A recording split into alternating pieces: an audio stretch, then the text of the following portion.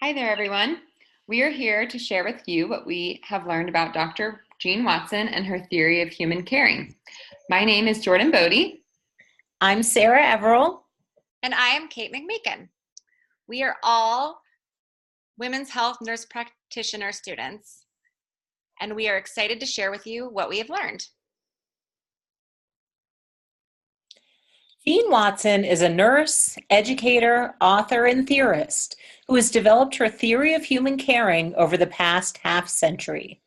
She is linked very closely with the University of Colorado College of Nursing, which she joined in 1973.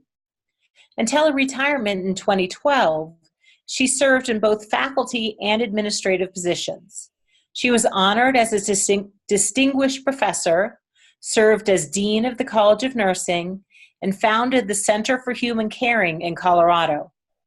The center evolved into the Watson Caring Science Institute, which is still very active in Boulder. In 2013, Jean was honored by the American Academy of Nursing for her contributions to nursing.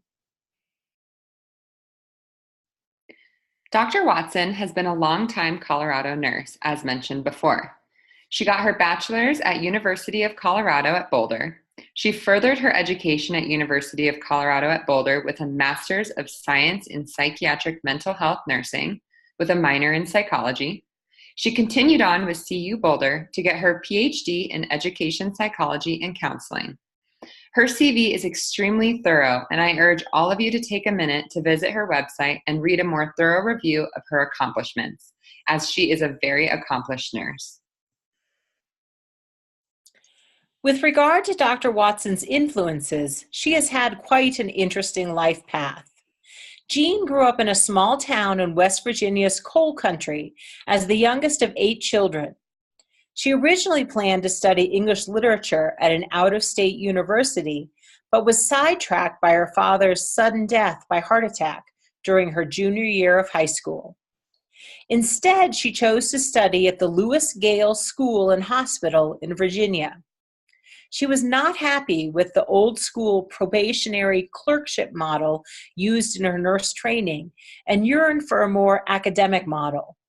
This helped inspire her long career in academia, which began soon after her move to Colorado. While working as an academic, she developed her theory of human caring, which she ties back to Florence Nightingale's belief that nurses need to help patients heal themselves. Dr. Watson credits the loss of her eye in a golfing accident and the death of her husband by suicide as the catalysts for her true understanding of caring. She writes, quote, "I was given the painful but loving, growing blessings of spiritual, mystical experiences that I have experienced and learned my oneness with all. I learned that all there is love. We are all energy of love." In this next section, I will be taking you through Jean Watson's theory of caring through the lens of the 4 meta-paradigms: nursing, the patient, the environment, and health. Just to review, meta-paradigm is defined within our text as the most abstract level of nursing. They are concepts that we as nurses all, in some way, believe or understand about the nursing profession. The meta-paradigms consist of persons, environment, health, and nursing. Within these meta-paradigms, theorists develop further concepts related to nursing. In Jean Watson's theory of human caring, we can view these meta-paradigms from a specific lens that focuses on a transpersonal experience for the nurse and the patient. This experience extends into the environment and is intended to assist in the patient's journey through the healing process. Within this theory, the nurse's role can be described by the Caritas process. But before we dive into that, a quick step back to the original 10 curative factors. These factors were developed by Dr. Watson in the 70s as a framework for nurses. These factors included 1, the formation of a humanistic, altruistic system of values; 2, installation of faith and hope; 3, cultivation of sensitivity to oneself and to others; 4, development of a helping, trusting, human caring relationship. 5, promotion and acceptance of the expression of positive and negative feelings.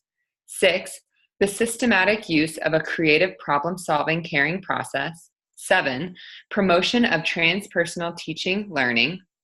8, provision for a supportive, protective, and/or corrective mental, physical, societal, and spiritual environment. 9, assistance with gratification of human needs. And 10, allowance for existential, phenomenological, spiritual forces. These 10 curative factors were extended into a more descriptive format of the nurse's role and was termed the Caritas process. The Caritas process took the 10 curative factors and added on a clinically applicable portion to them. For example, the first curative factor is formation of a humanistic, altruistic system of values. Within the Caritas process, this became the practice of loving kindness and equanimity within the context of caring conscious. It's a little bit more clinically applicable. We have summarized the Caritas process for you in the PowerPoint, and as you can see, it focuses on all aspects of human caring, including physical, emotional, and spiritual needs. The patient. This theory does not stop with the nurse. Within the theory of human caring, the patient and the nurse both participate in the transpersonal relationship that is developed. The nurse respects and appreciates the patient as a whole person, and the patient therefore must engage and connect back with the nurse. This reciprocal, respectful, and open relationship between the nurse and patient creates a caring moment for each individual, which can then extend into the environment with which the caring moment is within. While the patient is seen as a participant within this theory, Dr. Watson also explores how nursing views the patient. The patient here is seen as an entirely whole individual who has physical, emotional, and spiritual needs that do not take away from the wholeness of their person. The patient is therefore seen beyond their illness, diagnosis, or prognosis. Environment. In terms of environment, these caring moments between the nurse and patient can happen anywhere and on any occasion. Watson explains within the text that these caring moments are most evident within the transpersonal Caritas energetic field model. In summary, this model explains that the caring moment creates a positive and intentional energy that goes beyond those involved and permeates the environment. This is a powerful part of her theory that ties in all of these meta paradigms. Essentially, an honest and thoughtful human connection has the power to change the world we live in and the environment we provide to our patients. As we approach the meta-paradigm health from this theory, we take into account all of the previously discussed concepts. The nurse and patient create a caring moment that is transpersonal and transcendent, that in turn changes the energy of their environment and creates a positive, loving, and supportive system to work within. This sets a beautiful foundation for healing. Within this theory, this transpersonal relationship can ultimately provide better comfort, pain control, a sense of wholeness, and can help the patient to rise above suffering. While the theory of human caring is incredibly thoughtful and overarching, it assumes a lot of the nurse.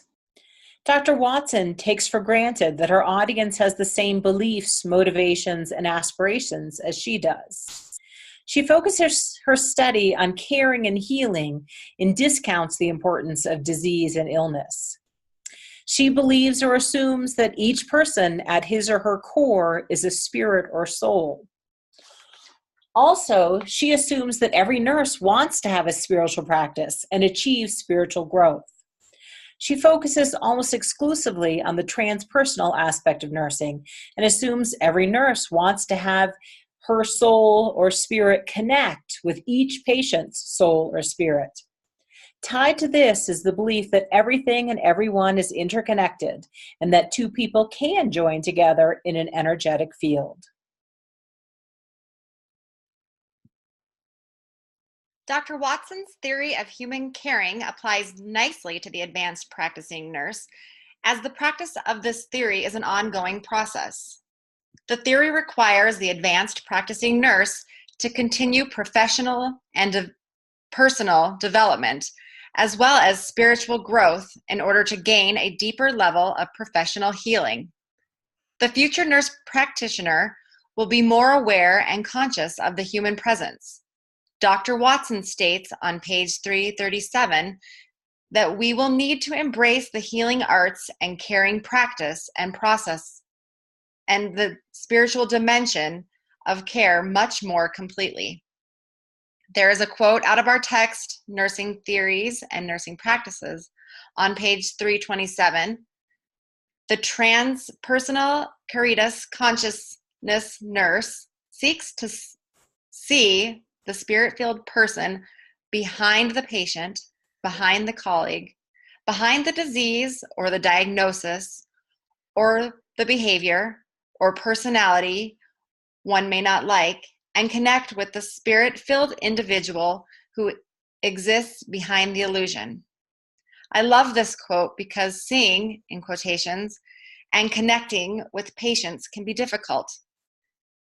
To fully be able to apply this framework, we need to be able to look past our own judgments, past our previous experiences, and start with a clean slate, allowing every moment and experience an opportunity for a caring and loving environment.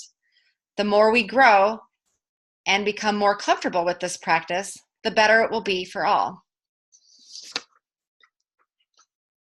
An example of clinical application that we found while researching Dr. Watson's human caring theory was an article written by a forensic advanced practicing nurse, Joseph Giovannoni. Joseph has his own practice working with sexual offenders. He has based his nursing practice around Watson's Caritas Process 1, cultivating the practice of loving kindness and equanimity towards self and others. This struck me as difficult to comprehend. How do you treat someone with love and kindness who has sexually victimized others? How do we as nurses see past this? What he goes on to say is eye-opening and gave me an entirely new perspective. For decades, Joseph has practiced care and compassion because he found that without it, his clients were less likely to have good outcomes.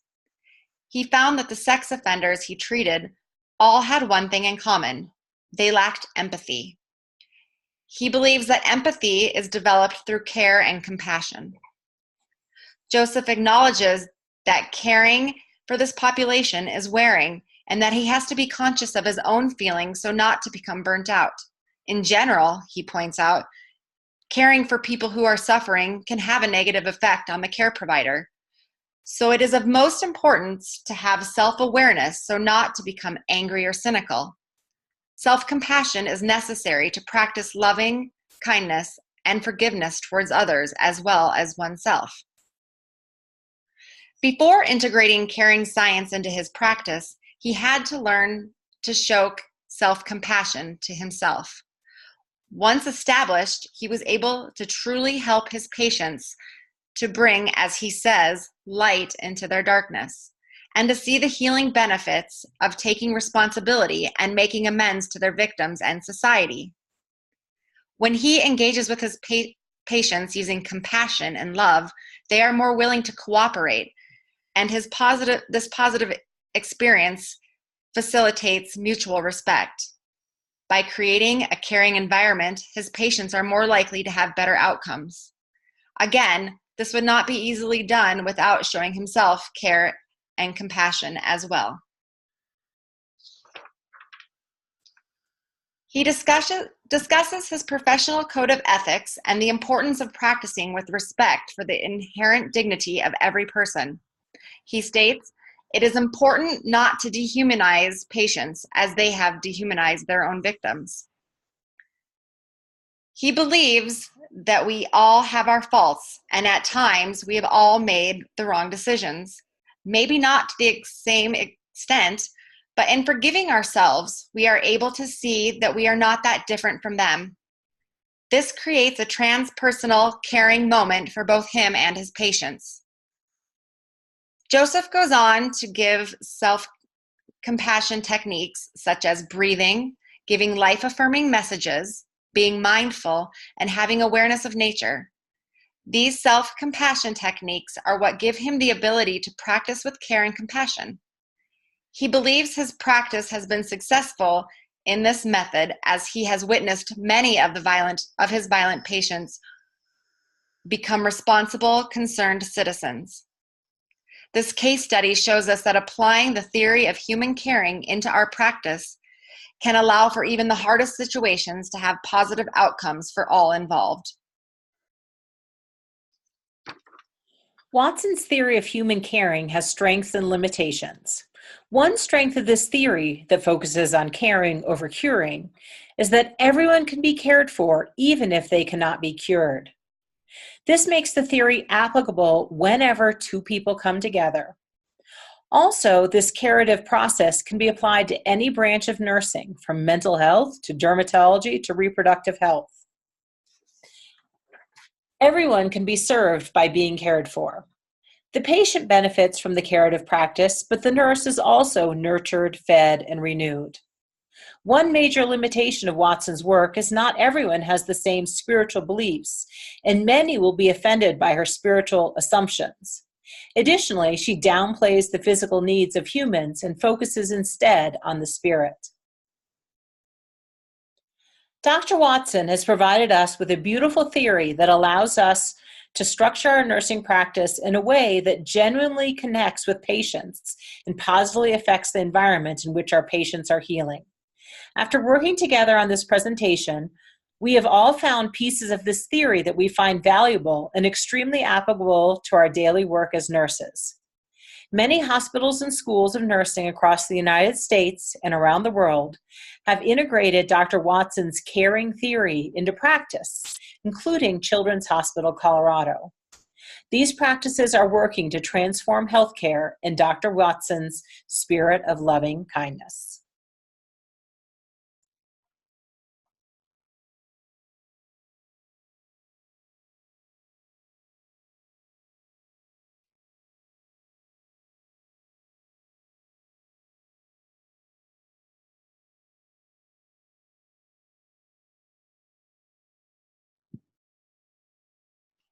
This concludes our presentation. Thank you very much for taking the time. We hope you enjoyed it.